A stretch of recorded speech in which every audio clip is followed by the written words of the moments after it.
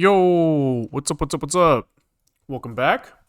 Today we're working kind of on my Git GUI. So the idea is that I have some rationale for wanting my own Git GUI. I'm not going to go into it right now. But one of the many things that this Git GUI does is it shows like a commit and as well as like a diff associated with that commit.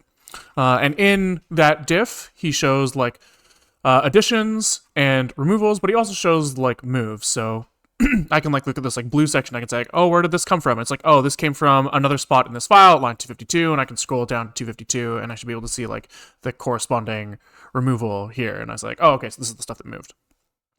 And so there's a problem with the current implementation of the diff in that it's like very memory hungry. So for a file like the cargo lock, if I say, hey, I don't want to go over like 200 megabytes of memory, he's going to say like, hey, I actually need 250 megs to generate a diff for this thing.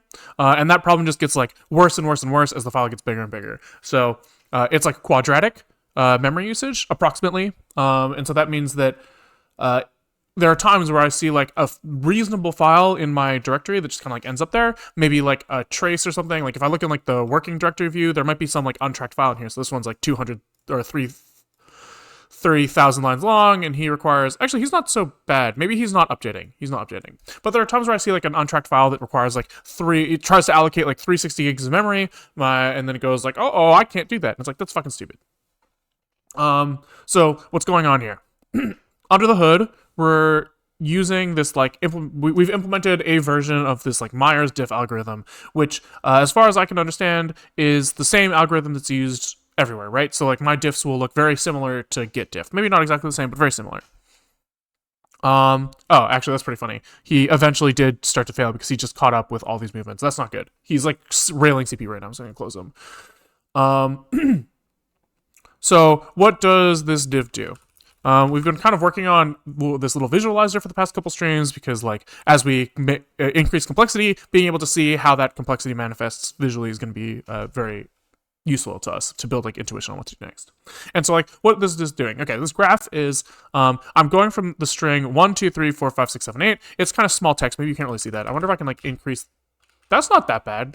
I'm shocked that worked. But there's like 1, 2, 3, 4, 5, 6, 7, 8 on the top, and we're trying to get from this thing on the top to 3, 4, 6, 6, 5, 1, 2, 9 on the bottom.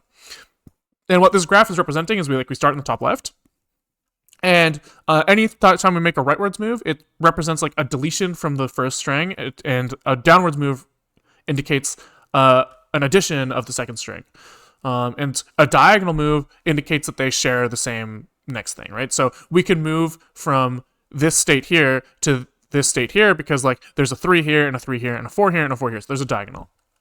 And what the algorithm does is he basically walks in like steps of distance from where he starts, right? So he's going to like look here and he's going to look here and he's going to look here and he's going to look here and he'll like look here, right? So he's doing like diagonal moves. And the trick is when he sees a diagonal, he like jumps as far down that path as he can go. And so like here, he's going to keep going, diagonal, walking kind of up to the right. But here, instead of looking at this node here, he's looking down here because he knows that he's already taken this diagonal. So anytime he sees a diagonal, basically anything above that diagonal will like never get hit. And here he goes, like does like a rightwards move and he sees a diagonal again. And you can like spam this a little bit. And you can kind of see like, there's like some problems here where we're going off the edge of this, like the edit graph. So the algorithm is wasting time doing stuff that it doesn't need to do, and more importantly than wasting time is wasting like memory because he needs to remember all states in the graph that he's drawn so that when he gets to the end he can say, okay, so I found the last spot, and the quickest way I got here was by going this path, but he has to like kind of remember all the steps he took in order to figure out what that like actual diff is. And so that's kind of where like the O n squared comes in, is that like as we get farther and farther away from the start, are like the amount of elements that are that distance away from us like increase over time. So what do we want to do? This is like based off of Myers diff algorithm, which is in this paper. And I've been kind of like reading, I haven't really read the paper that thoroughly. I've been reading this guy's blog, James Coughlin, to try to get, he's like kind of like simplified it down. Instead of saying like, here's math, he's saying like, here's what it does, right? Essentially. And he points out that in this paper, there's like Myers says there is like a linear version of this. Where did I see it? I've found it in here before. Here, a linear space refinement. And basically the idea is we are walking from top left to bottom right, and the only reason that we require so much memory is because we want to backtrack at the end. But if we didn't want to backtrack at the end, we can actually do this with basically the number of lines in A plus the number of lines of B. That's like how much the maximum memory that we'll need. Most of the time it's less than that. Right, because like we're kind of just trying to like get like the diagonal. Or I guess the worst case is that he goes all the way along here and then all the way along here. And so that's like you need n plus m to remember all those steps, I guess. I have to think about that a little more. I'm not 100% sure that's correct, but I think it is. Okay, so what is the linear version of this? The linear version is we don't memorize anything. We don't do all this backtracking. Right, so if we get to the end, we go like, I don't know how the fuck I got here, but I know the last step that I came from. And if you run that algorithm from both sides, like from top left to bottom right, as well as bottom right to top left, eventually they'll like slam into each other. And at that point you go, okay, well I have this like intersection of the backwards and forwards, and I know that they're both optimal, so I just have to pick one of the points where they're intersecting, and then I can split the problem up into two smaller problems, right? So let's maybe pull this into Paint or something. So let's just say export color paint. Okay. So like, and then this fucking thing, I accidentally pulled this out and I don't know how to get back in. But you can imagine that like, say this guy's walking this way, and maybe I shouldn't use red-green because red-green colorblind is a potential problem. Let's see green and yellow. So maybe he's walking backward up this way and he's walking down here. And maybe like we get to the point where we've got like an intersection like on like this diagonal or something, right? What you can do is you can say, I'm going to draw a box here, and I'm going to draw a box here. And then you can run the quadratic algorithm on like these two sections, or you can split them up again, right? You can if you decide that this is too big, then you can like do this and this and this, right? You can like kind of just like bisect the problem over and over again until like the quadraticness of it is not a major issue. And so that's what we want to look at today, is we want to get closer from our current implementation to that. And so plan of action is approximately, we need to like support running on like a subsection that isn't necessarily from the start, right? So we need to be able to like go from here to here. That's going to be step one. Then we're going to implement a forgetful version of the algorithm. So right now, our only implementation kind of assumes that we're going to use as much memory as we need, but we're going to like basically make one that forgets, and hopefully implement like an interface so that we can reuse the code that already exists for the trace because it's the same shit. Then we're going to have to figure out like backwards iteration, figure out how to like stitch together that meeting point in the middle, and then put it all together. And so I imagine that this isn't going to be like a one stream thing. I imagine that we're not going to get to the end today, and this is probably going to get extended until tomorrow. Hopefully only 2 days, but, you know, I always say that and I'm wrong. That happens all the time, so I didn't want to open that. Okay. So I think that's enough intro. Little fucking 8-minute intro, Jesus. And maybe we can just get into implement running the algorithm on subslices. So what does that entail? So we have this like diff algorithm state machine, which is very similar to this algorithm that they post in the paper. Here they have this paper. The algorithm is like for D, where they're calling D basically distance from the top left, how many steps of the algorithm we've taken, in 0 to like the maximum number of steps, and then they go for K in like how many diagonal slices do we have? So as we get farther away from the beginning of the tree, there's more diagonals to walk down. So that's what K is like which diagonal we're on. They basically say, hey, should I take a step from the thing to my left or to my right? So like, you know, if he gets to this node, he says, hey, should I come from here or from here? Is essentially what he's saying. And he's deciding to come from the right. Here he's deciding to come from the left, he goes to the right, and then he goes like, oh, now there's a diagonal. So like this part of the algorithm is kind of saying like, oh, if you see a diagonal, just like fall down it. Play a little snakes and ladders, shoots and ladders. We did this a couple streams ago. Snakes and ladders doesn't make sense, even though it's the name of the game. Whatever. We're gonna call it a slide. Slide down the thing. And so yeah, we just have to figure out how to initialize this guy so that he starts from a lower point, which clamping the top left should be easy. Clamping the bottom right should also be easy, I imagine. So let's just kind of like maybe try to figure out where those things belong. Right, so what was I got distracted.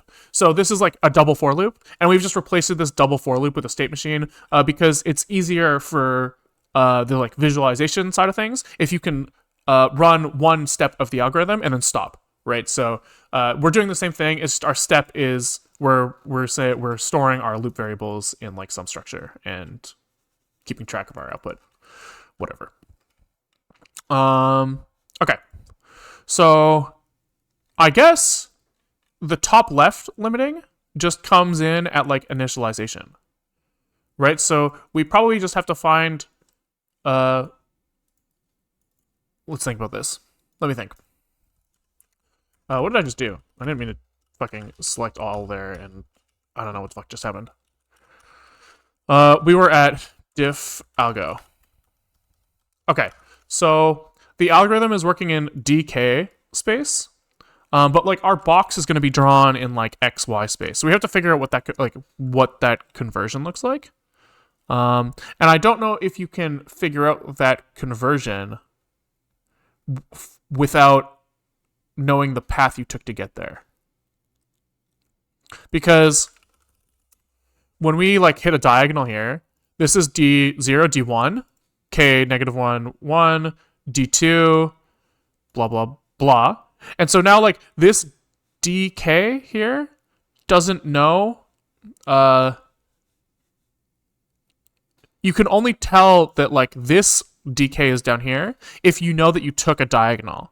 So it's kind of like iterative to get into that space. So probably what we need to do is we still will consider D and K the same no matter where we're starting from, but we'll just maybe like offset all of our like XY conversions. Yeah, we'll offset our backwards conversion. So we go from like DK space to XY space, and when we do that, we're just gonna have to do some offsets.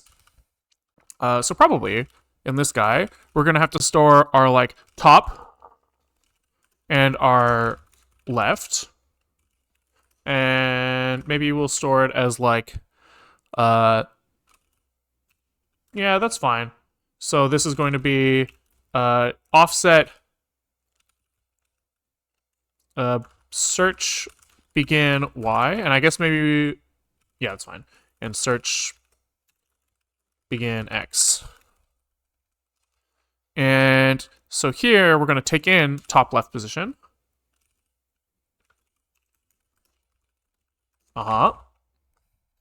And then here we're just going to store top and left. And I guess anywhere where we see the letters X or Y, we are going to have to offset them by top and left. Right, so here we have X is like a function that we take in a K value and we extract an X value. And so here, we're just going to have to say let left relative X is equal to all this. Right? And then here we'll just say X is left relative X plus self left. Simple, I think. And then somewhere we're doing like an XY conversion. So Y is extracted from the X position and the K position. I guess there's like some sort of conversion between those. And I think that this is going to get kind of complicated. I've changed my mind on how I'm going to implement this. I've changed my mind. We're still going to keep the top left, but we're just going to forget everything about our input data before that. And then everything should just work for free. So here we should be able to say, let A is equal to A from self.left onwards. and let b is equal to b from self.top onwards.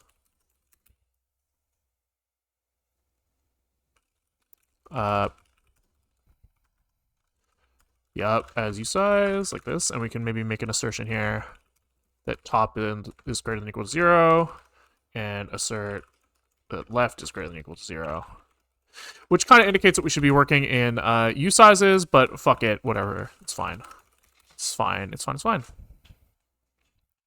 Okay, so that gets us close, except at the end, we need to be able to like extract our location in like the actual grid, not in this like relative grid.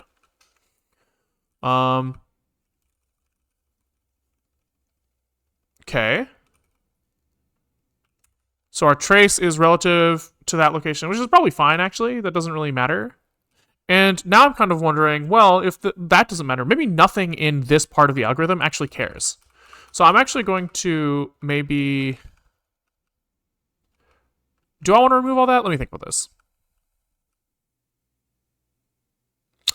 I will keep it internal to this because it'll make usage like from our visualization stuff easier.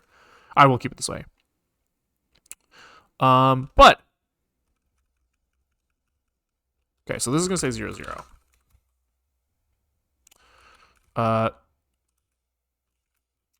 What's happening here? Diff algo new. Do I not pass in top and left? Oh, they're before this argument. 0, 0. Okay. So I think the problem here is the visualization stuff. So our debug info is going to need to convert all of our XYs. And so what does he do? He runs the backwards iteration to create a bunch of line segments that we can draw on the screen. And so the backwards section needs to know...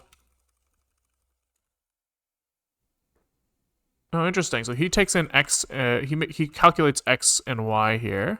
And so here, I think that maybe we just say that our x is equal to...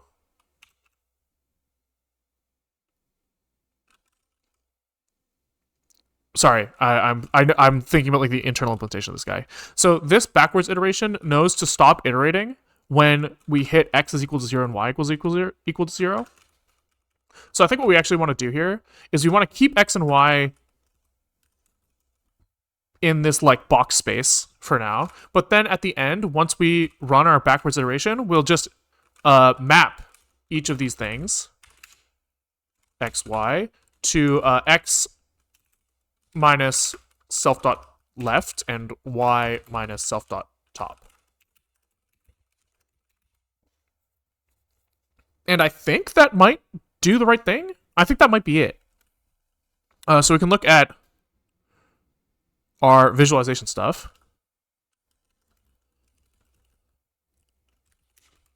And maybe what we'll do is I was gonna like hard code it, but I don't think I really want to hard code it because I think that we're gonna want to test a bunch of things, and I think that eventually I want to commit this visualizer as like a thing that lives on for the future because like I think it's useful for debugging. So let's just do like bang out a little arg parser here. Struct args, and he's going to have a top as a usize, I guess, and left as a usize.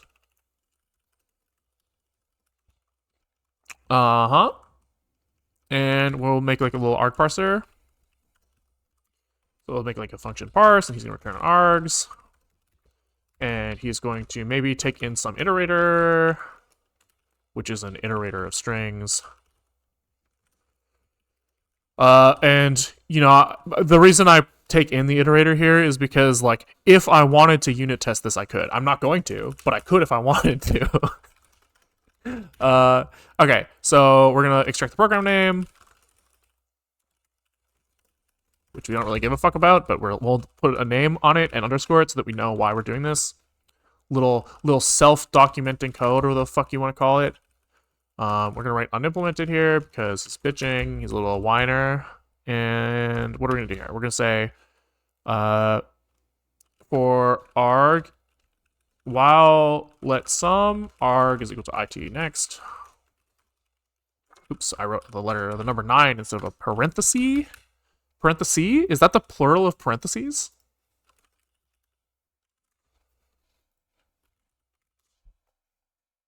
Parentheses, either or both of the upright curved lines. Plural form of parenthesis. Oh, parentheses has es and parenthesis is singular. How do you say that word? Parenthesis. Parenthesis and parentheses? Parenthesis. No, I want plural. Give me the fucking plural.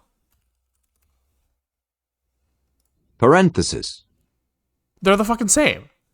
Parenthesis. Parenthesis. Dude, what a fucking...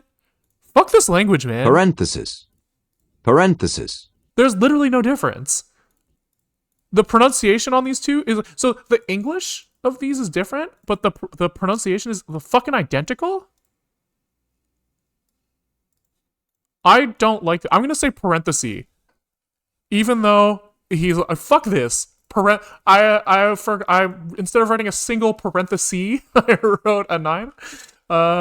And what are we gonna? Cis versus Cs is what I hear most often. Yeah, but that's not what the dictionary is telling me. But okay, I will say cis versus Cs. I think that makes a lot of sense. Okay, we're gonna look at this argument, and if it's top, we are going to do something, and if it's bottom, or left, I guess we're calling it, we're going to do something, because bottom, not what we're calling it. It's not the bottom, it's the left. And here we're going to have some, like, let mute top is equal to none, let mute left is equal to none, and here we say, if it's the top, then you say top is equal to the next thing, and if it's left, it's the left is equal to the next thing. And then we're going to try to, like, parse this. So here we'll say top argument not provided. And I guess using expects here kind of sucks because I would like to be able to, like, print out the help in the case where it fails. So this is going to, like, maybe we'll do some sort of, like, let res is equal to... how do I know this? None of this can fail, but this stuff down here can, so we can say let res equal to some closure. And I think you have to put it in brackets to call it immediately in this language. So, like, do this. And then here you can say... How do I want to do this? Yeah, this is fine. So here he can say... okay, or, and we'll just use strings for now, so that's fine. Let left is equal to left, okay, or top argument not provided. These guys put little strings here. This guy returns some like result of something and static str. I know that's not an error, but I don't give a fuck. You can't stop me. And so here he's going to say args top and left here in an okay. Top and left. Yup. So here I forgot that I have to parse these guys. So we're going to say let top is equal to top dot parse, and we'll say map error, and we kind of like discard him. We probably don't care why, and we'll just say top is not a number, and left, or I guess it's not a number, not a valid usize. Okay. Yep. And this guy is now says I'm returning args. And now we have this thing, and we can say return res, but if res fails, so let res equal to let okay res equal to res, else we call probably self help. We need some self help, and maybe we pass in the program name too.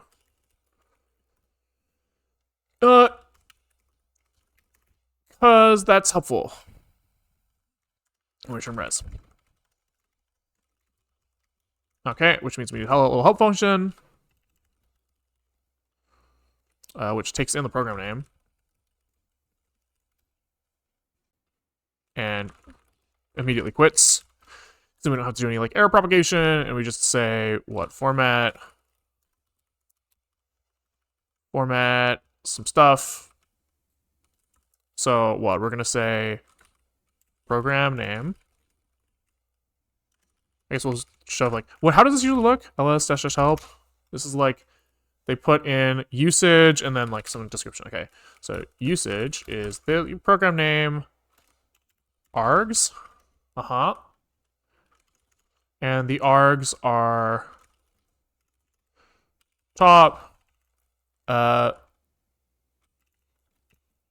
upper. It doesn't fucking matter. Top, upper limit, search start, in B. Left is search start in A. Yep, there you go. These guys need B's. And then we're chilling. I think.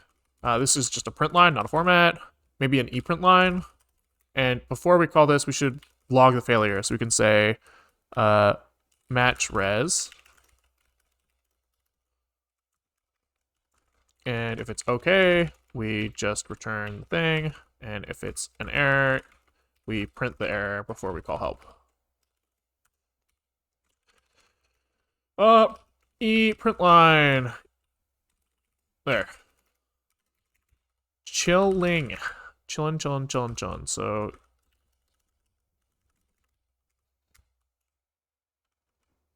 oh, and then we have to stood process exit 1. Okay.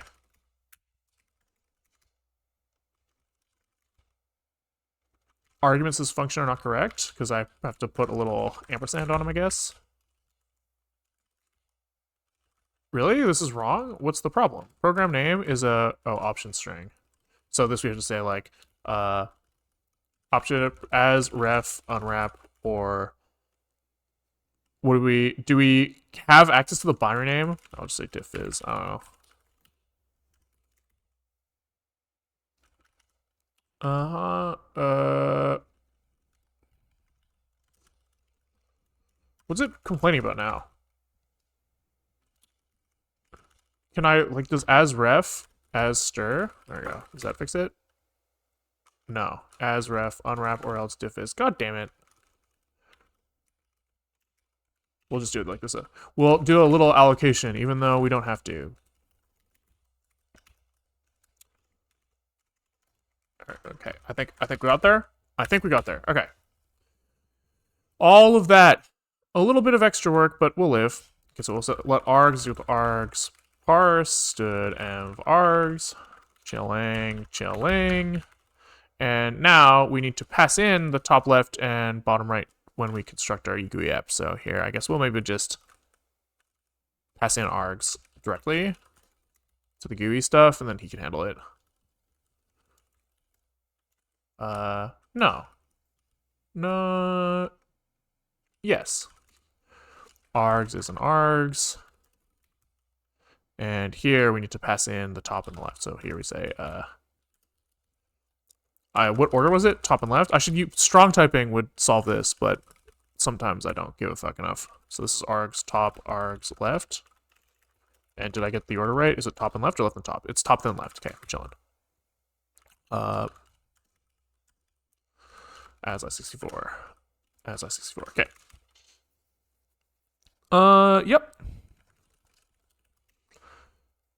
So we do not compile because in our arg parser we forgot to handle the extra case, which is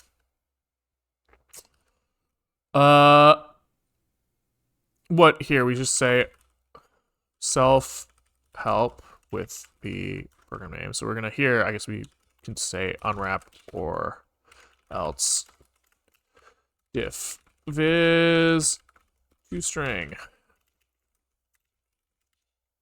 And then here we don't have to do that anymore. Blah blah. And then here we can call self-help with program name, and we can say ePrint line unexpected argument E. There you go. Bing, bang, boom. And then I guess technically we want these guys to be like optional arguments. Because like if they don't provide top and left, we'll just start at 0. That's like the default case. So this would actually be unwrap or 0 for both of these. Yep. Boom. Fuck. This is, I guess here we map x and x dot parse all of this. What a pain in my ass.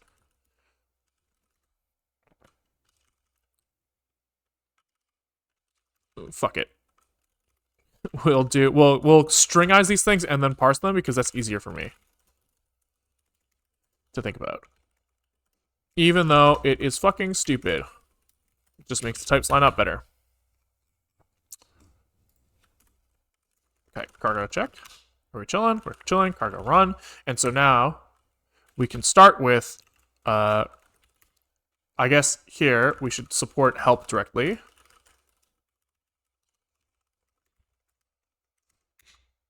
So we'll go cargo run help. And he should tell me my available options. Yep. And so if I run with nothing, he's happy and my algorithm is running fine. And now let's try like saying, well, start from like top 5 or something. So he should start from down here. And we're just not seeing jack shit on here, which is concerning. And it's also not really lining up right. So there's probably some issue with like the visualization conversion. Let's start with maybe instead of going so far, we'll start with top 1 and we'll see if we can like draw some understanding about what's happening. So it looks like if we were just to move this down a little bit, we do see like a jump over to the right at this diagonal. So it looks like the algorithm probably is boxing this stuff reasonably-ish, but it's drawing it at the top line still, which it shouldn't be doing. So let's go back into wherever we like extract this debug info and double check what it's doing. So this map of, oh, it's because we used minuses here instead of pluses. So we're idiots. Because we are idiots. Let's try it again. Okay, so here he starts here. Great. Boom, boom, boom, boom, boom, boom, boom, boom, boom. Yeah, that's looking like it's doing the right thing. It's like starting this walk from here. So let's try again with like top 1, left 3 or something. So here we should be starting from top 1, left 0, 1, 2, 3. Cool. And I do kind of think that's working. That looks right to me. Let's try starting it like here. So this is going to be top 1, 2, 3 and left 0, 1, 2, 3, 4.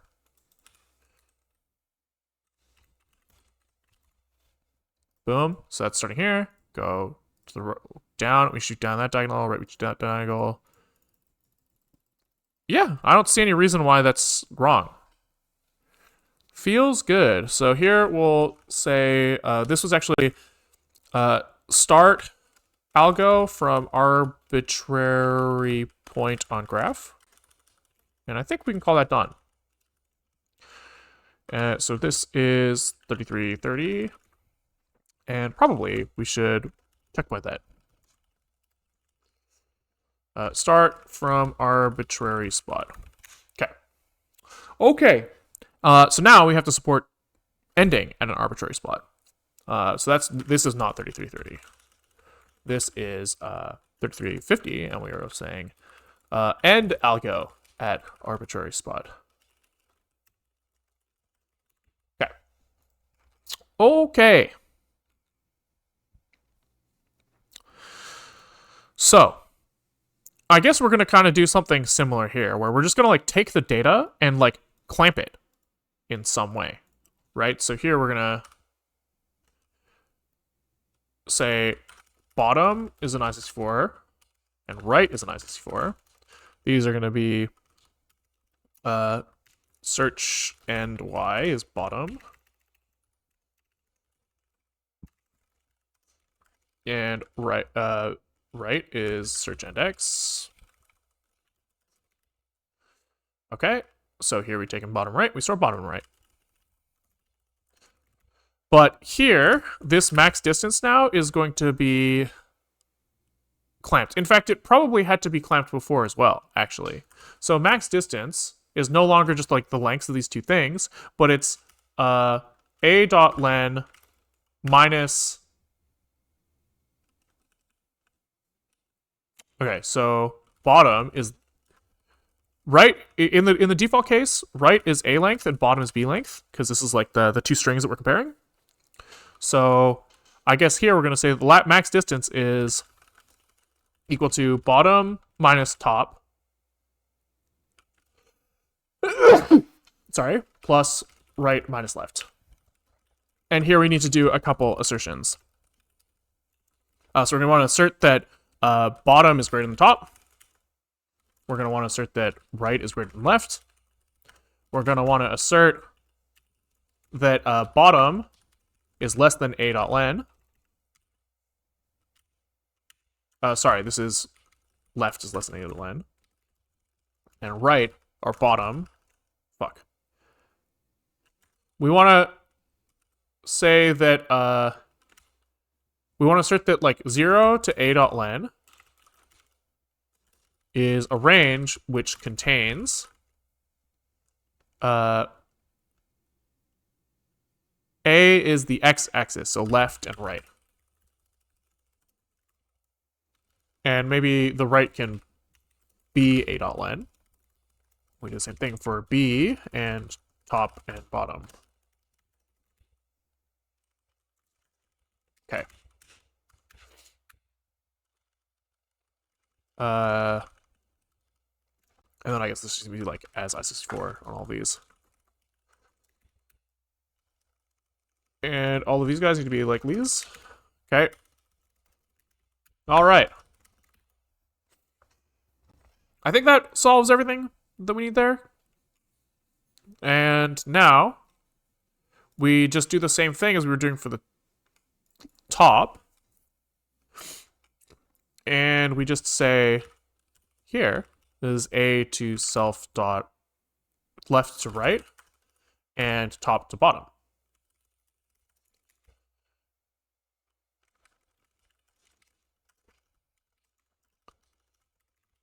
And I'm starting to think that all of these should be U sizes, to be honest. Using I64s here, I think, is not correct. In general. Okay. So, I think on the backwards iteration, there's no extra conversion that needs to be done. The bottom is still the bottom. The top kind of adjusts all indexes. The bottom... Maybe. I guess it'll become very apparent very quickly. I'm not like actually positive about this, but we'll find out. So, this goes bottom and then right. So this is b dot len and a dot len.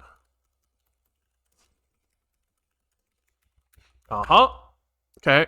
So cargo test. Let's just kind of make sure that we haven't like busted any of the normal case here.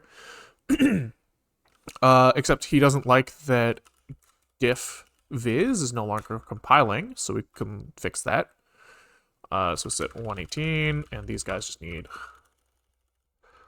b dot len as I64, a dot len as I64 for now.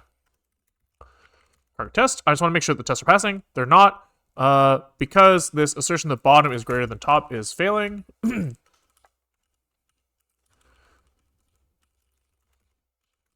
So let's say bottom is bottom, and oh, these could, I guess, be greater than or equal to.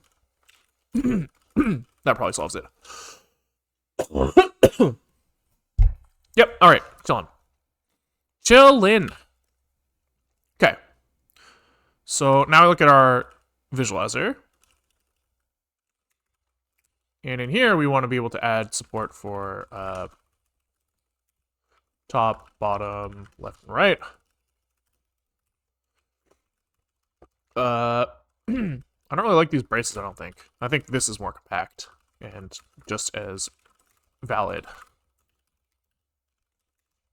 Yep. So here we say right, bottom, right, bottom. Yep. Okay, and then our args need to store top, bottom, left, and right. These guys need to do this. So we're going to say, like, let parse arg is equal to some closure that takes in a thing and does 2 steps.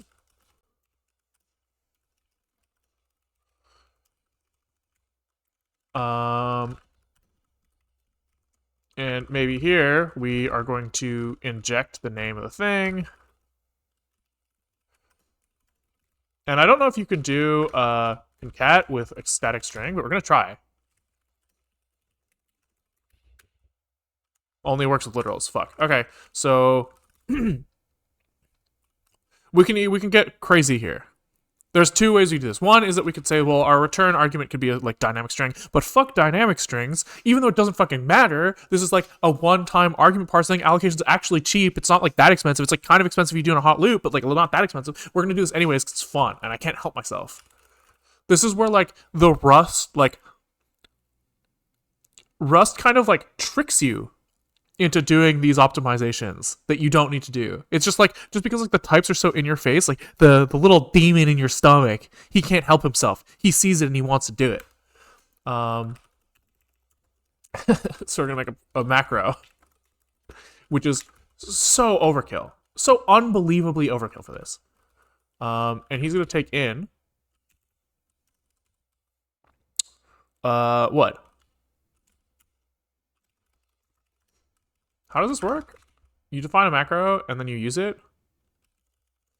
So let top be equal parse arg top. And do I have to? I don't know if in C you would define your macro like you would do like define do thing x, and then you can like stringize it by saying like some function x and like put some like a little what's this thing called? Number sign in front of the X. And that will like stringize whatever you pass in. I don't know if there's like a Rust way to do that. Rust stringize macro arg. Is that like a thing I can do? Stringify. Nice. Nice, it is. So we can just take in the thing, and we can then run, you know, this and this. And all of this was so that we can say concat stringify x and then is not a valid size.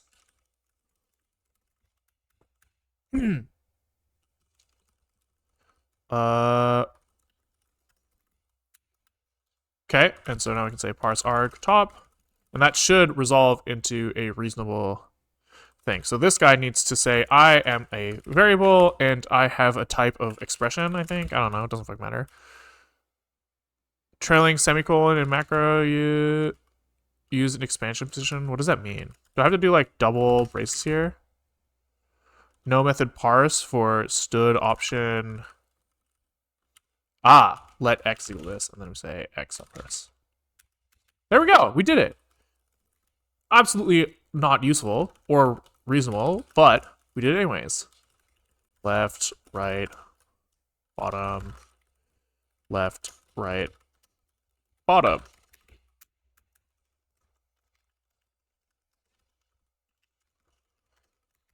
And now let's cargo check. Does it build? Does it run? No, because this guy shouldn't put a semicolon here. Cargo run, and then let's just double check that. Oh, I just need to add this to help. We sure do. So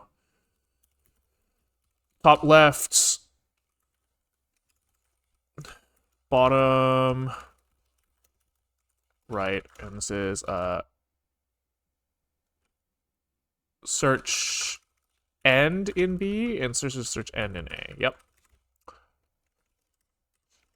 Diff viz, you can run dash dash help, and if we pass in an invalid argument, I just want to make sure that like the error message is right. So if we say like top ASDF, he's gonna say x is not a valid use size, and we were close. We just forgot a space in our little concatenation.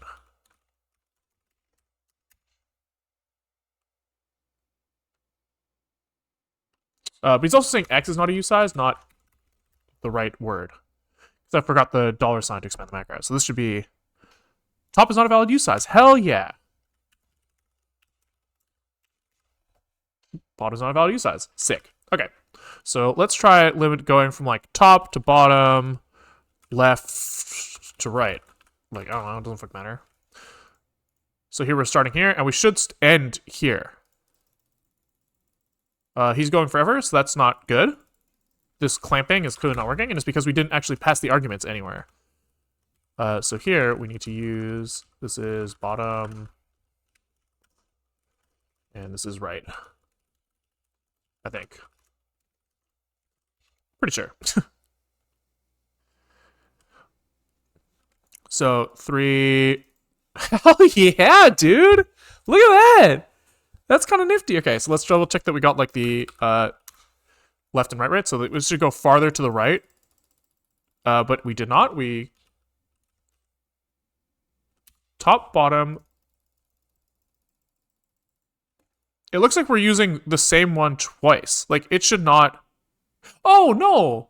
Okay, we're just visualizing the fact that we go out of bounds on the graph.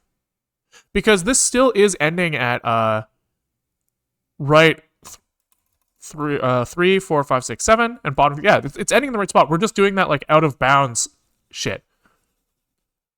So we should just fix that. Which I think I did see when I was reading these blog posts by this guy. I think I did notice him somewhere in here saying that you need to do that. I think he says somewhere he talks about no. What am I?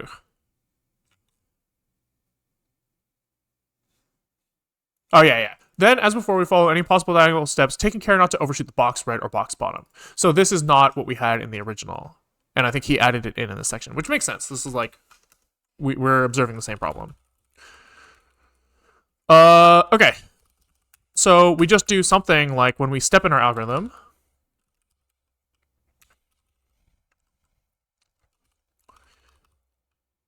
Here, we have to do some like extra handling. So we like step K, and we kind of do some sort of like while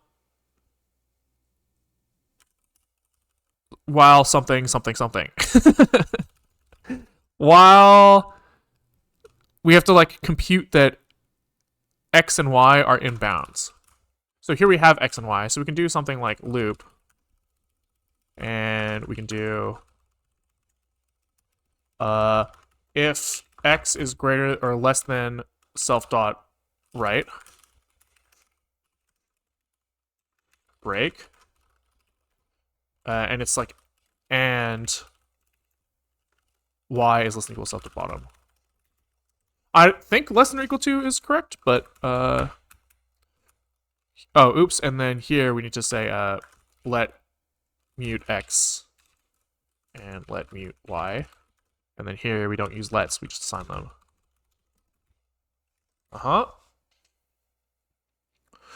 Chillin'. Big chilling. Okay.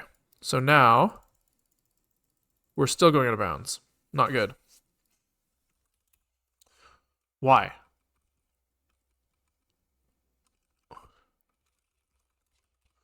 We can just say X is X, Y is Y. Right is something, bottom is something. We have to put these outside. Oi, what's the problem, man? Fuck. We have to subtract the left side because we're working in like this like weird coordinate system, which is not clear at all. I'm gonna have to go like the coordinate spaces are so fucking hard. That's not right for sure. What the fuck did it just do?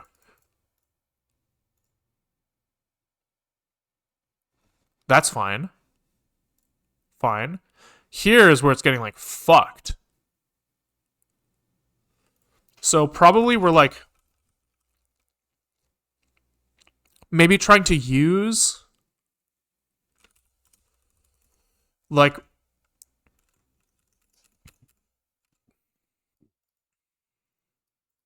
we're probably trying to use the invalid memory.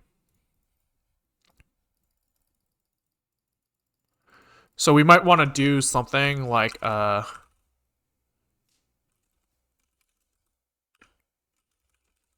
trace get mute self.d self.k is equal to x or something.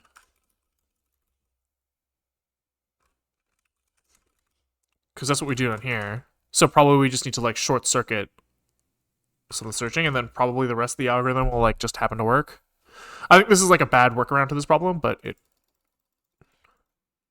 that does help us in some way. It still draws the lines, but we never like actually try to inspect those nodes. You can see like when we step the algorithm, like the green dot is only ever showing up in the box, right? But we do end up like drawing some stupid lines outside, but that's fine.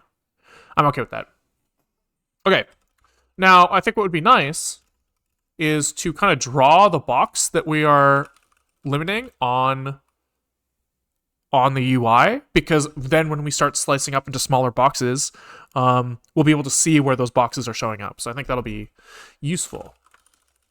So I don't have to guess the time. I know the time. It's 51:20, and I want to say visualize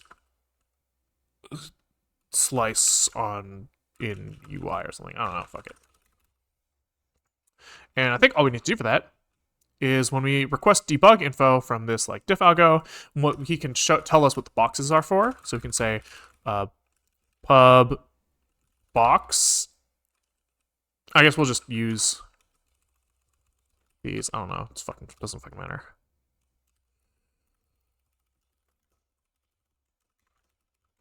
Sure. And then down here, he just copies them in. So he just says like top is self.top. Left is left, right is right, and bottom is bottom. And down here, we do the same thing. In the edge case where we return early, we still give the same box. Okay, so in our visualizer, we can then look at that box that we get out of the debug info.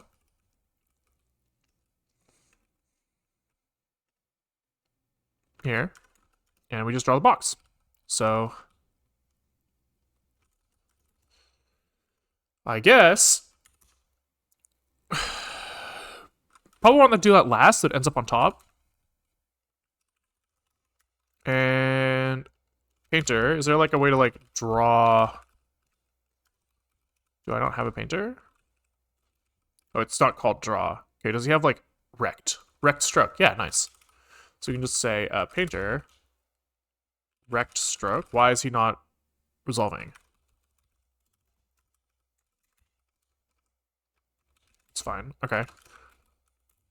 I don't know what's happening here. My like maybe he was just frozen. Yeah, there we go.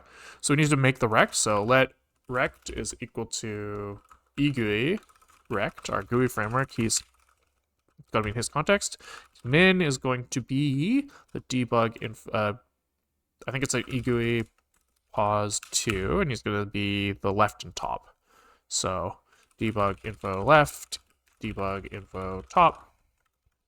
Max is going to be the right and the bottom.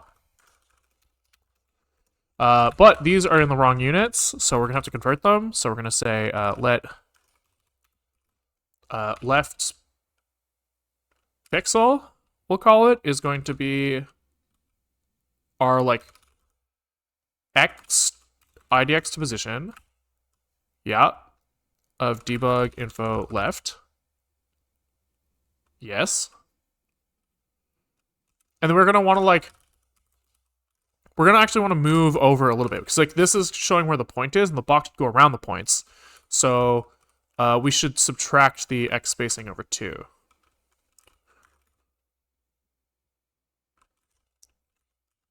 And did we, is that like, where do I want to get that from? I guess maybe like a little getter here is fine. It's fine.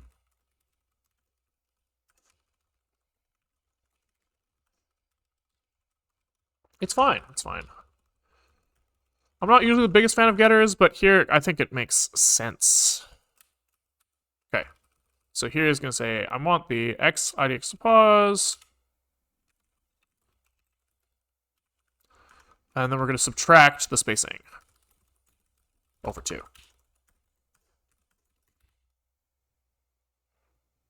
Why does it make sense if I don't mind me asking? Because I think that like we calculate spacing at some point, and then we like inject that spacing into the grid. And so I think that after we inject the spacing into the grid, I think that like the grid being like the converter of index to positions, him owning like the gaps, the size of the gaps between elements, I think there it does make sense. It's if I consider who owns this information, it's like I want to like construct the grid and then forget about it. And so I don't want to have to keep track of like, oh, I have to have like this local variable over here and over there. It's just like I want one source of truth.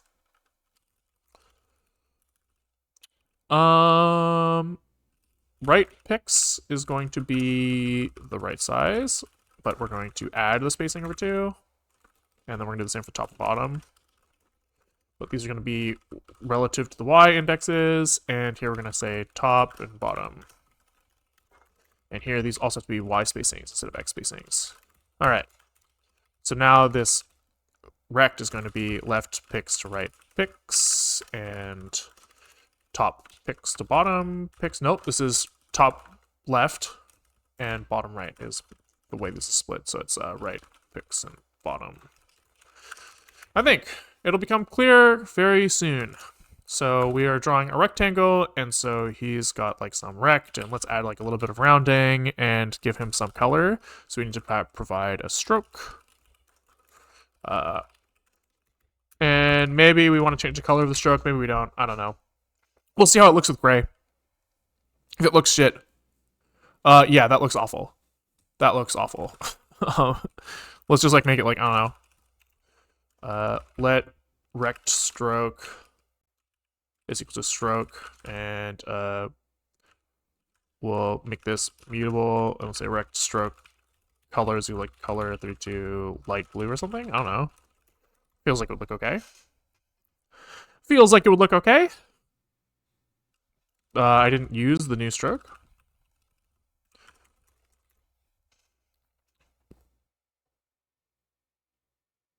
Light blue is not blue enough. I want brighter. I want it to be more obvious. I want it to really like hurt my eyes. Is there like cyan? I feel like I want like fine. Like I don't know, cyan color code, like cyan RGB. Like I don't. 0 max. Is there like a? How do I construct this guy with just like arbitrary colors? From RGB, is there like a new like hello? How do I make this? Oh, from.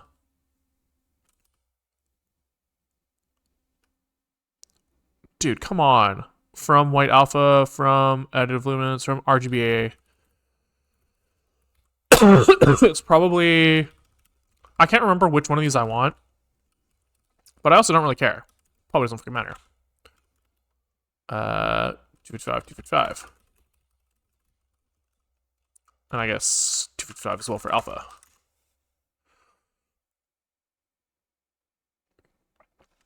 There we go. That is what I was imagining. And that's kind of slick. Kind of slick. I'm okay with that. Nice. Nice. Visualize, slice, and UI. Okay. So I think. Let's think. Next up, I guess, is to add like the traceless implementation. That is what's written here, which means that we probably want to like forget about. We need to like add some way to forget. Let me think. So, right now our algorithm here, he takes in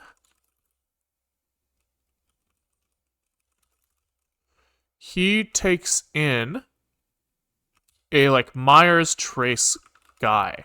And so here we've kind of like abstracted away the like tree like data structure, and we've said like, okay, we're gonna like allocate some linear memory, and he's going to like make this tree. And so I guess he's got like an interface on him where he takes in a D and K position and just returns back where in this like long thing that he's going to be looking at. And so I guess what we could do is for the forwards pass, we could give in a different implementation of the same interface where he takes in D and K and returns a memory location to write to.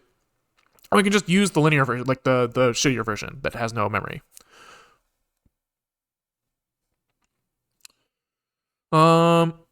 Yeah, okay. I think this makes sense. I think this makes sense. Can I ask a question if you don't mind me asking? I mean, you can always ask. I'm not going to guarantee that I'm going to answer, right? Like, how do I say this? I'm like in the driver's seat, right? So you guys are free to write in chat, and I'm free to ban you if I think it's shitty, or ignore it if I don't think it's like an interesting question to answer on stream, you know? Or if it's like kind of like too off topic or whatever. So, I mean, yeah, ask away, but I might. You can't guarantee a specific reaction from me. Okay, so what do I want to do here? I want to make like some sort of like interface. Which this is going to have to implement in some way, but I don't know. I don't know. Like naming is kind of tricky, so I'm just gonna write Myers trace interface here, and I'm just gonna have this like get mute function on him. And so this guy is going to be impl Myers trace as well as impl Myers trace if for Myers trace. Yep. And I think everything else should, like, this should still compile fine. Yep. Might be far-fetched. Go on a website. How could a user enter text? Blah, blah, blah, blah, blah. I'm going to skip that one. Apologies. It's not related enough to anything that I'm thinking about right now, but I wish you luck.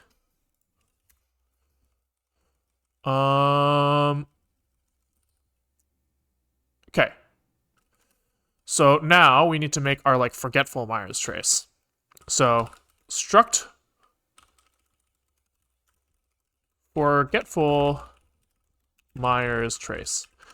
And he's going to basically just be the last two lines of this. So this guy creates like this like tree, blah, blah, blah. But the forgetful version, he only has this like last section. And basically as he's like iterating these guys, he just like writes into this chunk of memory and then overwrites as he keeps moving. So what are we going to do there? I think that he is going to be similar in that the function here is going to take in the same inputs and return the same outputs. Kind of. Kind of. This is going to say impl forgetful Myers trace, blah, blah. And I guess maybe we don't care about memory limit here. Because if he's forgetful, it's fine. We're not going to support running out of RAM. So the max size of this thing is still the same, but the number of slots that I need to use is now, I think if I remember correctly, it's 2 times max D. Let's check this guy's implementation. So this is basically I think it was over here somewhere. Here, yeah, 2 times max plus 1 is what he did. So let's do the same. Probably because that's like some like even odd thing. Okay, and then we just like allocate our thing. So we say what we create like forgetful Myers trace. And he's going to have some data in him. And we're going to do the same thing. We're going to allocate a vector, fill it with zeros, and it's going to be number of slots into a boxed slice.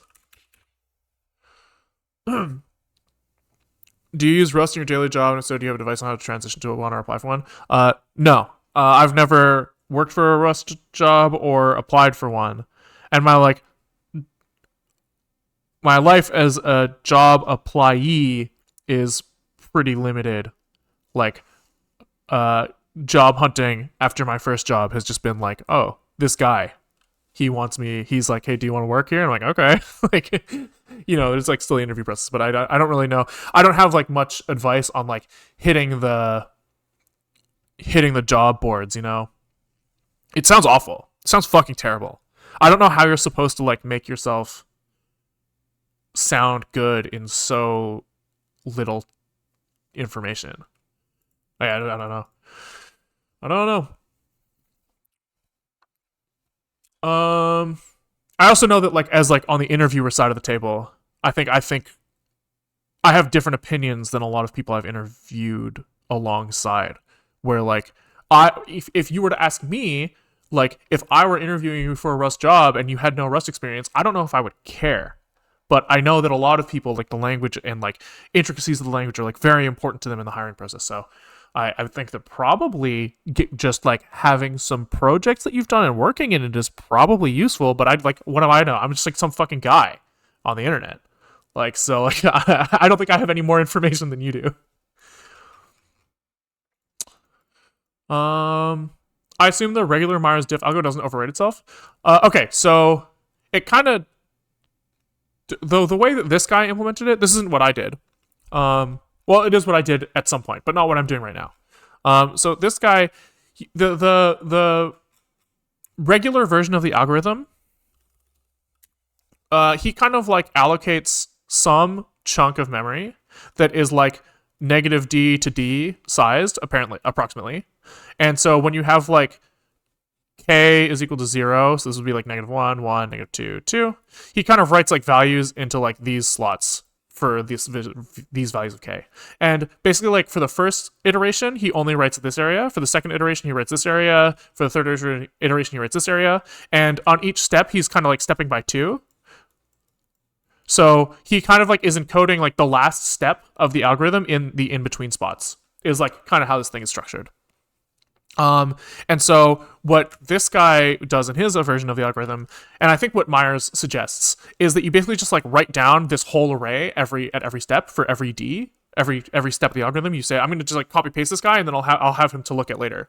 And so I did something slightly differently, where instead of snapshotting this giant thing, I just like built the triangle and wrote into it directly. Like, so instead of writing into like having this like entire chunk of wasted memory for like the third step, I just have like exactly what I need in here.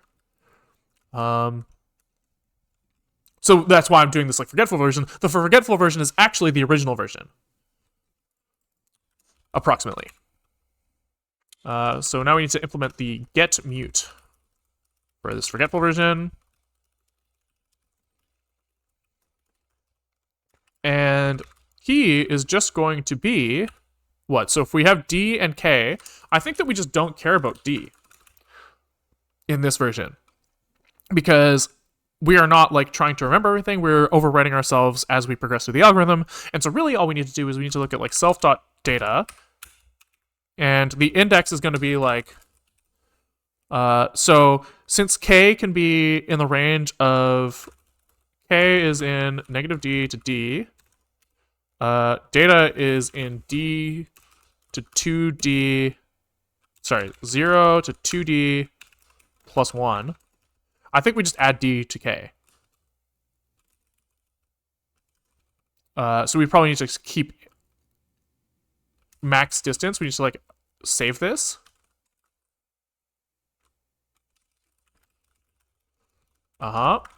Which is this. So we'll call this max distance. And then we just write this guy down. So we'll say max distance. And then here we just say self.max distance. Boom. And then here we say data IDX, I think. Just like that.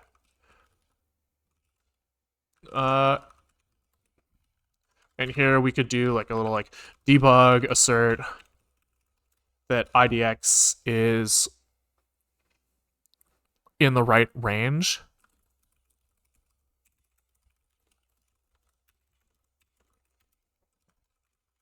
Yeah. And then we do the conversion. Okay, it's fine. There, easy. Okay.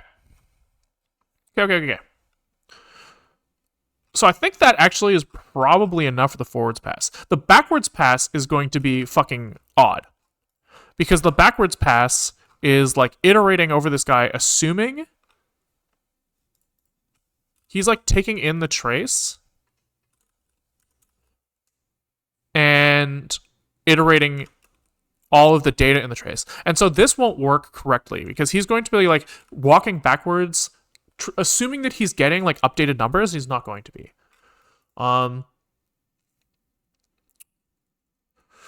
So what does that mean? For like the normal diff, we're not actually doing any like we're never using the forgetful trace. There's no reason to worry about that.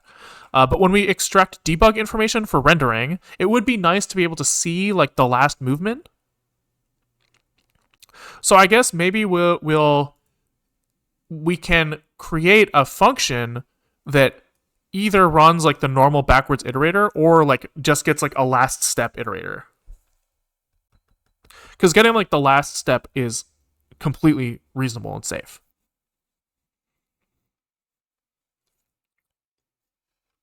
I guess this guy could just limit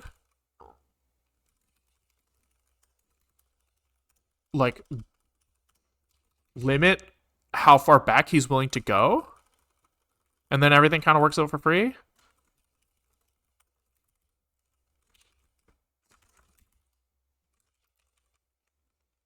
And then we just say, instead of d is less than d0, we say d is less than d limit.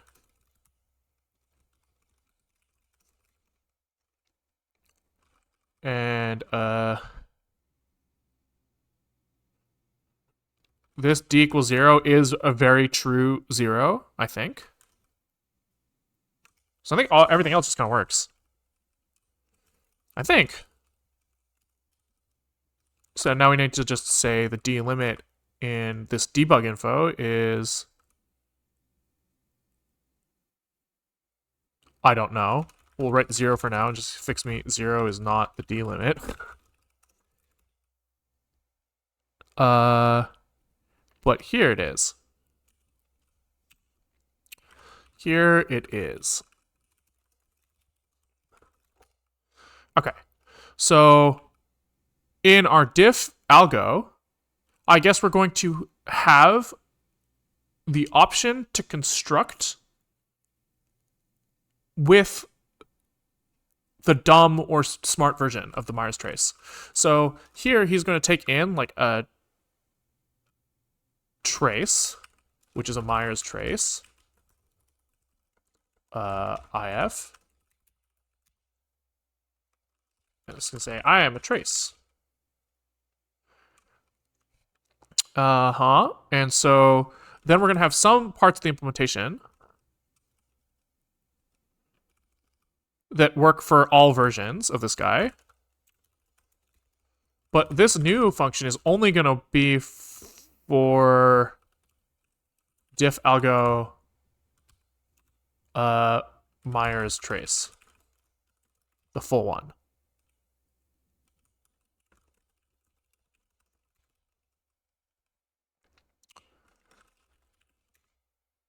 Okay, so we are missing a type parameter here, so this is impl t. And now there's a bunch of shit that's just like falling over. So Myers trace if is not implemented for t at 310. So I guess this is anything that implements Myers trace if.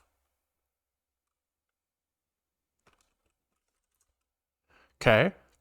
And so now something about this is wrong. So backwards iter. Oh, because he hasn't figured out the trace type here, maybe? There's like some type resolution bullshit. Oh, because he literally can't know at this point. So maybe the backwards iterator also needs. What was I trying to do here? I was trying to switch behavior for this like backwards iteration thing based off of which version of the trace I had. So I think that this guy, he is fine. He can just be a T where T is Myers trace IF. That's fine. I'm fine with that. I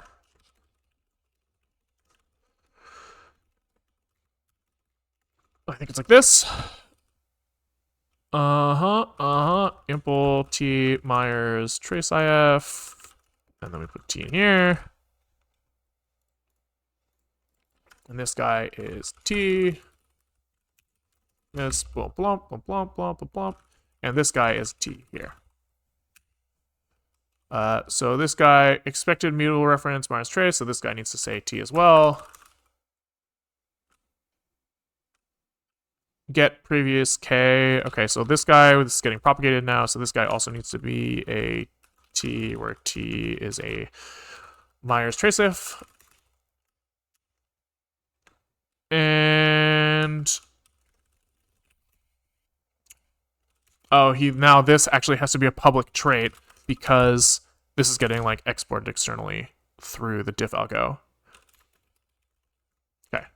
So now the diff algo here, he needs to say what he's for. So he's going to say this is for a full-on Myers trace, which comes from Myers trace, which means that this guy needs to be public, which means that this guy needs to be. This doesn't need to be public. We don't need to be able to construct him. We just need to be able to reference him. Okay, so we're compiling now. Cargo test. Nothing should be broken. Okay, and so now all we need to do is when we construct the backwards pass iterator in the debug info thing, this should like call out to some function that will. Oh, am I in like C++ brain mode? Can I like call a function that changes behavior based off of type? I'm actually not sure if that's allowed in this language. Right, because like in C++, what I would do is I would say like function get backwards iter, and I would pass in like for T is Myers trace exactly. And then I would like construct one version and I would construct another version the other way. But I don't know if that's like legal. But we could do is maybe when we construct the backwards iterator, we'll call like fuck me.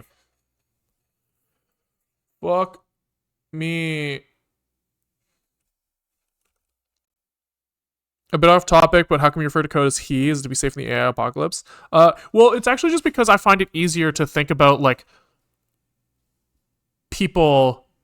Like I like anthropomorphizing things. It just like when I could think about like a class, like thinking about the class's motives and like why the class is doing what he's doing is like helpful to me, right? What is the class's responsibilities? Like all of that is like it's kind of like it just helps in my brain to think of things as people because people are people and like we're evolved over a long time to think about other people and not computers. So it's just fun in my head. It's like when you look at a pencil and then you like give him a name, you break him in half, and you're just like, oh, now I feel bad for the pencil. It's just like, you know, you just can like intuit about something more if you think it's like you.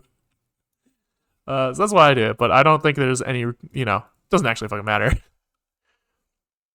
I think you can using a generic function impl t, but the problem is that I want to switch behavior depending on which type is passed in, which I think gets trickier. Like, I don't think there's like Rust function switch behavior based off type.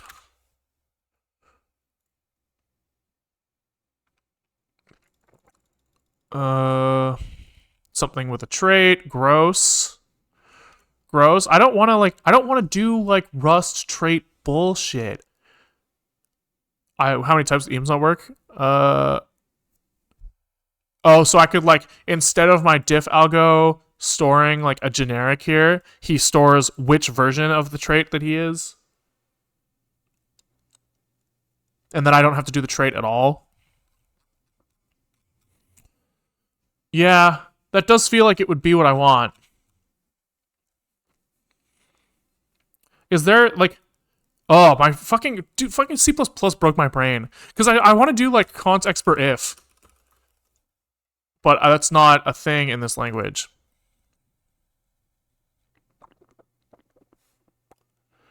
Uh yeah, okay, that does feel like the rusty way to do it. Yeah, I agree. I agree. So here we take out all of these template parameters that we just added in, and we'll say like, I don't know what to fucking call this thing. Diff algo trace, I guess we'll call it. And we'll say full is a Myers trace and a forgetful is a forgetful Myers trace. And so this guy stores algo trace. And now we don't have this like split here. We just have like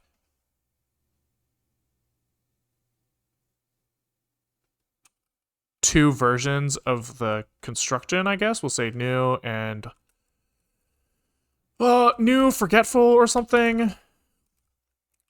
But for now, let's just deal with the generics first, and then we'll loop back. So here we say impl algo trace, and here we say function get mute with the same API as the forgetful Myers trace, blah blah blah. Match self. And we say for like anything,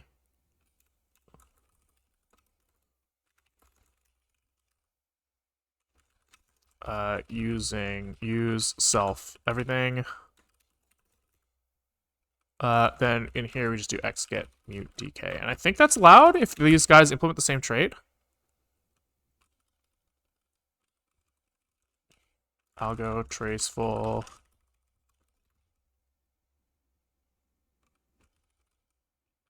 What is it bitching about now? Algo trace doesn't satisfy Myers trace if or debug. It's fine. Derive debug. It's fine. Oh, here we just need to say trace is algo trace full. Yep. So far, so good. Now is everybody not being a fucking whiner? So now we can say match self trace. And if he is a forgetful one, algo trace full.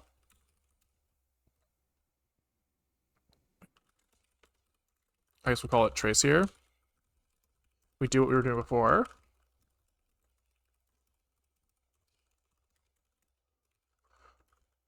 Yep, so far so good. But if we're forgetful, we have to impose some sort of limit. But I don't know what that is yet.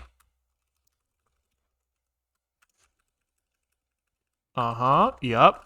And then this thing is the same. Hell yeah, okay. Okay.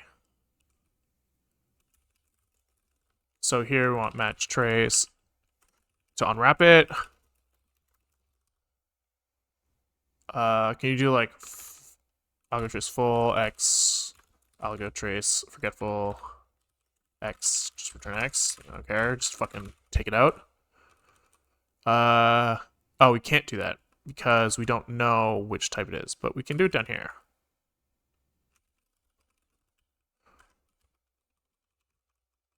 I guess we can say let algo trace full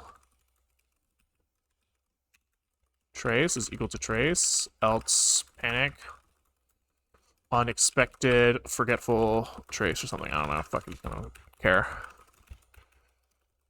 And this guy just needs to be written as mutable now. Are we fucking out of compilers? Alright, check. Like, what's it complaining about? Ah, okay, so these guys can't. We can't do it this way. We have to specify them individually, even though they fulfill the same interface. There might be some, like, rusty trick to do that, but I don't care. Target test. Hopefully we didn't break anything too aggressively there. And, let's run the diffs and double check that it looks okay. That's fine. Okay, and so now we have to figure out how to like construct the forgetful version of this. So here we're just going to make a new function that is new forgetful.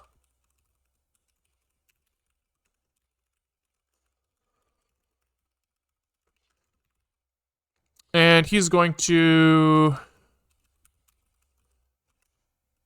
He doesn't care about the max memory limit. We already talked about that. But a lot of this other stuff is going to be the same. So we're going to have like the trace comes from this stuff. Forgetful minus trace like this.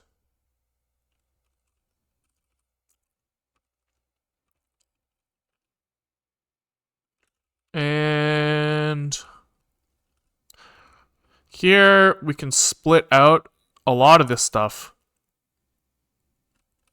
We can have like here, we'll do this. We'll make a version of this function that's like new with trace. And so instead of this stuff, he's going to take in top, bottom, left, right, as well as the trace, which is a t.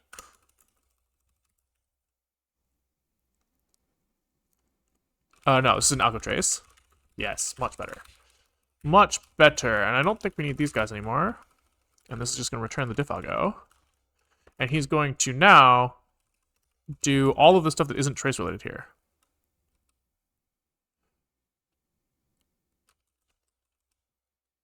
So, oh, yeah, we'll paste all this. Yep. And he doesn't need to wrap in okay. What the fuck? Didn't I just say somewhere we're gonna use algo trace? Oh, it's because I put it in the wrong spot. God damn it. This is new with trace here. And new forgetful takes in A and B. Yep, okay. This guy does not return a result. He just returns a diff algo. These assertions are all still great. Oh, and I guess we do still need A and B to do these assertions.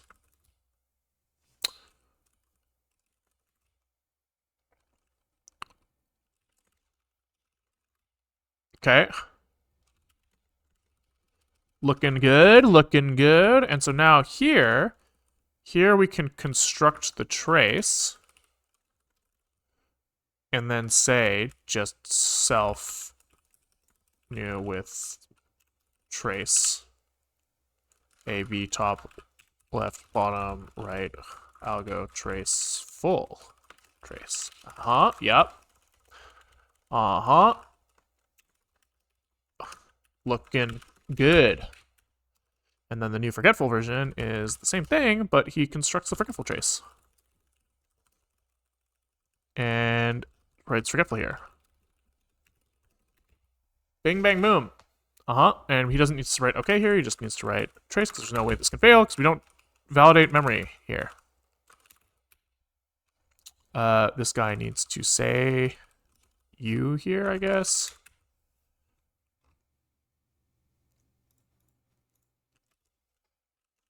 And this is just not a public function. All right, dude. So now the last piece here is we need to figure out how to like generate our like backward step. So I guess in this case, the limit is just going to be self.d minus 1. We're only going to go one step.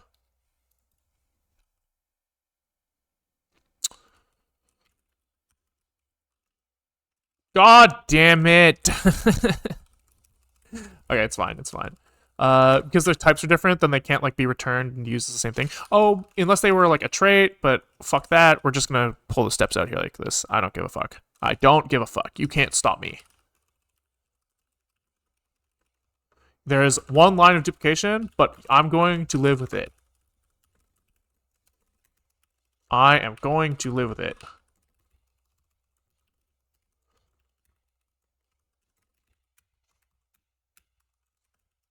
Come on, give it to me.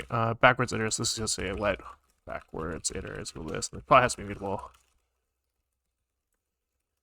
Maybe it doesn't actually.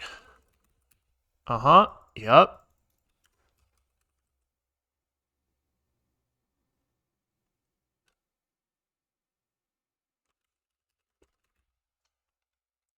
I think that might be it. Might be. Okay. Which means, in our diffviz, we can add in an argument to the thing. It's like, am I forgetful? And if we pass in forgetful, we'll change it to true. So we'll say this is false. And if we say the word forgetful, say forgetful is equal to true. And then in our help, we are going to say that there's like another thing. Use forgetful version of algo.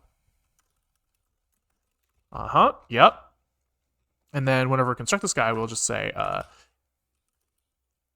if args forgetful, we do what we were doing before.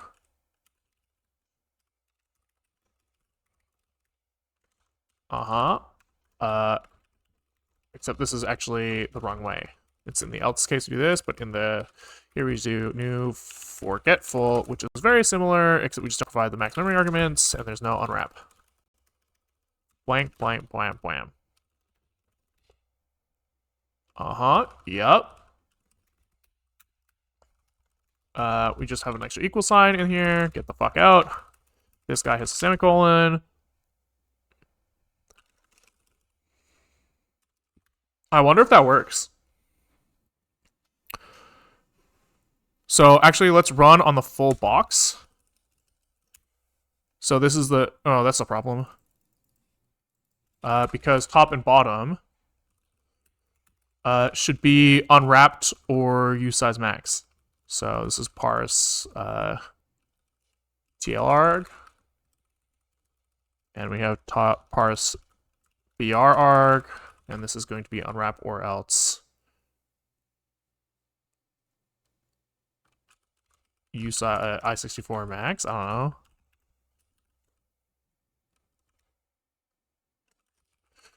We're actually going to do this instead.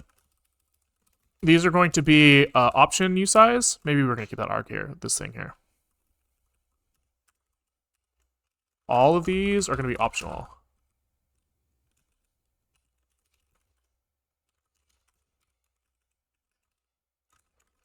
Okay.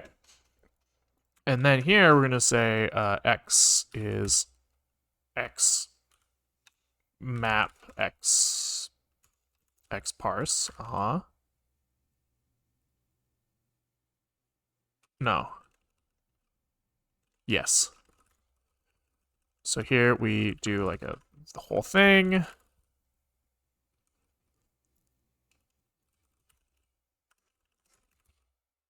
And now these guys have option results, and so we're going to have to transpose. It's like something like res transpose question mark. So this will like take the option result, turn it into result option, unwrap the results, chilling. And so then whenever we use these guys, we have to like decide what to do down here. So here now we have the information required in order to like extract these guys. So let top equal args top unwrap or 0. Left is args left unwrap or 0. But now for bottom and right, we say let right is equal to args right unwrap or a len. Bottom is the same thing, plen. And then here, instead of doing this like bullshit, we say our top. Fuck, what's the order? New forgetful. Top left, bottom right. And then you read the same thing. Top left, bottom right. I'm not really convinced that what I just said was English. I was. Fuck. Okay. This guy's missing an argument. He's missing the max memory size, which I think we had as 100 times 1024 times 1024 megabyte. So 100 megabytes. Okay. You can combine features from existing languages. What to make a new language? What would you build? I don't know. I don't know. Okay, so that's working. We've got the box on the large on the whole thing, and now if we do something like forgetful. Oh, baby, that's pretty damn close.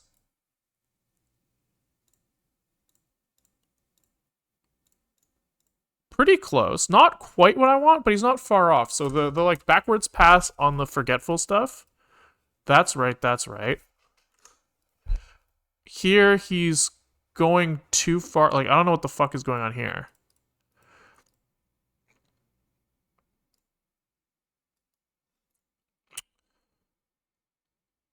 There's like something wrong with like diagonals and shit.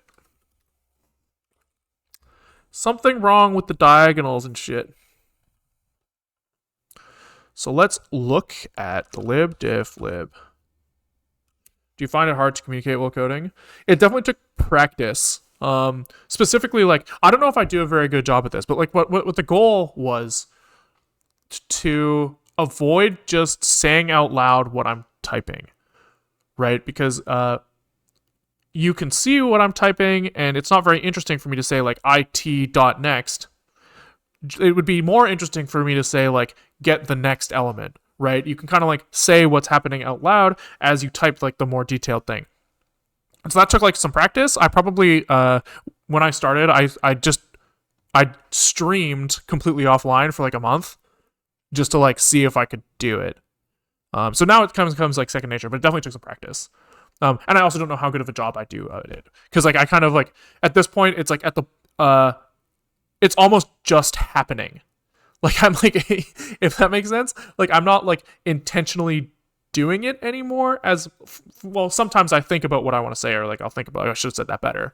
But in each individual moment, like if I was spending a lot of brain power on it, then I wouldn't be able to write code, right? Like, so the answer is kind of yes, but not anymore, if that makes sense.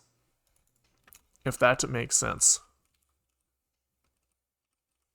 Cool, doing pretty good. Glad to hear some form of positive feedback there, because I worry a lot of times that the type of content is tricky, because you're kind of trying to tell like a story from the start to the end of the stream, right? You're trying to like show some form of progression on some project, but people are jumping in halfway through, so they're going to miss context of the thing at the beginning. So like trying to remember how much you need to repeat and how much you don't need to repeat is kind of tricky. So I'm glad to hear that like that at the very least one person thinks it's like okay. Okay, so this forgetful version of the trace is drawing some absolute garbage. Let's look at that again. So here, like these lines are just completely unrelated almost to what we're trying to render. So we probably need to look at what this guy's doing. So he's saying, I want to go from D to D minus 1 for this given XY position. So these XYs are going to turn into DKs under the hood. And then he says, I wonder if this would be like less than or equal to. There's a very good chance that I just like had off by 1 error. Let's see. Okay. This. Oh yeah. Wait. I think that's right. Yeah. So we have 1, 2, 3, 4, 5 K values for that diagonal. Next time we should have 6. 1. We can come from here. 2. He can from here. 3, 4, 5, 6. Yeah. Okay. Wait. That's looking right. So here we're now seeing we can't really like reason very well about the path that we took to get here, but we can't see the movement that was made at each iteration of the loop. And that's functioning pretty well. So like, and then let's try combining this with like a top 5, left 3, bottom 6, I don't know, right 9 or something, I don't know. Those are out of bounds. There we go, because we've got this box here. Yeah, I'm pretty sure that's correct. Yeah, that's looking good. And then we can do the unforgetful version.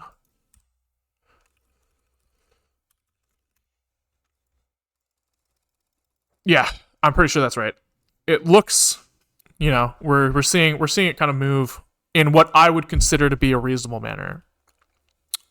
So I think adding traceless implementation kind of done. And I completely forgot to write the time down again, which is fucking annoying, but it is what it is.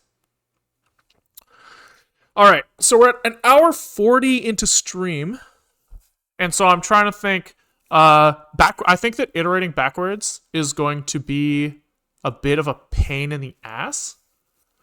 So I think that that's really good progress for the day. I'm pretty happy with where we got. And I don't think that continuing on is going to, like, we're not going to end in like a nice little satisfying point. So I think I'm going to call it there and come back and continue on this tomorrow. So yeah, I'm pretty happy with this. We've got like these like nice sub slices. We've got like a forgetful version of the algorithm running again. So I think we're set up pretty well to bang out the rest. I just think it'll take more than 20 minutes. So thanks for watching, guys. If you like what you saw, stream most days around 1 or 2 o'clock Pacific time for 1 or 2 hours. So if you're online between the hours of 1 o'clock Pacific time and 4 o'clock Pacific time, you might want to check and see if we're online. There's a YouTube link in the Twitch description where we have playlists for all of the projects that we've been working on. So we've covered quite a bit. Right now we're working on like this Git GUI. We've also been working on this like terminal emulator, and kind of going back a little farther, there's like 3D geometry, like virtual file system, operating system, neural networks, kind of like some web dev, like a little bit. Kind of like the topics are just whatever I feel like I want to look at, whatever I'm interested in at any given day is what we work on. So that tends to be kind of more lower level programming. But it's just, there's no real theme other than whatever I fucking feel like. There's a GitHub link in the Twitch description as well if you want to go check out the code for whatever we're working on or past projects, or if you want to snoop whatever I've worked on before I started streaming. And if you're watching on YouTube, you should check out the Twitch link if you want to swing by and say hi, talk and chat, whatever. Yeah, I think that's it. Thanks for watching, guys, and I'll catch you on the next one. Bye!